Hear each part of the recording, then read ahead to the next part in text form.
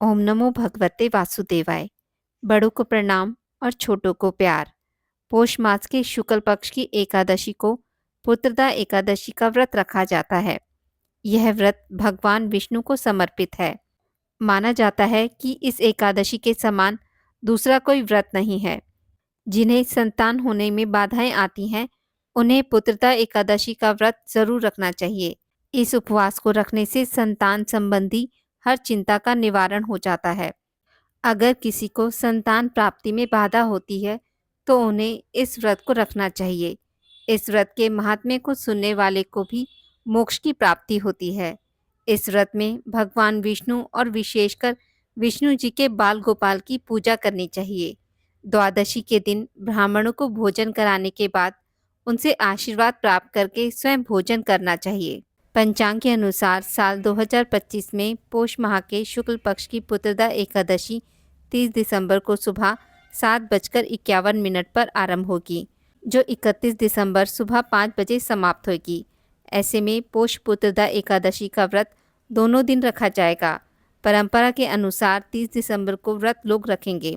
वहीं वैष्णव संप्रदाय परंपरा के अनुसार पौष पुत्रदा एकादशी का व्रत 31 दिसंबर को रखा जाएगा। इस बार पौष पुत्रदा एकादशी का व्रत 2 दिन रखा जा रहा है। ऐसे में अगर आप 30 दिसंबर को व्रत रख रहे हैं तो 31 दिसंबर को दोपहर 1:26 से 3:31 तक व्रत का पारण कर सकते हैं।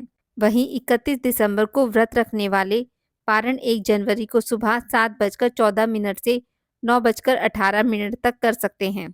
इस दिन पूजा विधि। पौष पुत्रदा एकादशी के दिन श्रद्धापूर्वक भगवान विष्णु का पूजन करना चाहिए।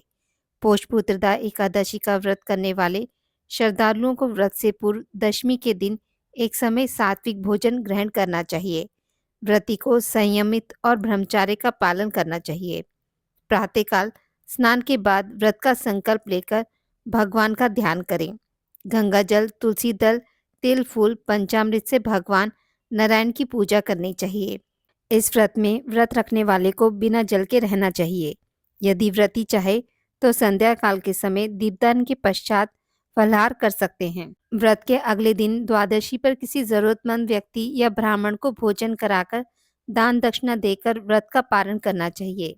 जो लोग संतान की कामना करते हैं, संतान प्राप्ति के लिए प्रातः काल में पति पत्नी दोनों को संयुक्त रूप से भगवान श्री कृष्ण की उपासना करें।